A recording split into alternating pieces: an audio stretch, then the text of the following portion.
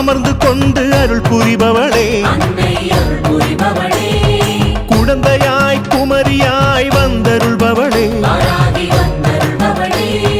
உன்னை போல் உயிரை காக்கும் தெய்வம் எங்கும் இல்லையே, பாராகியை போல் அருளும் சக்தி எங்கும் இல்லையே.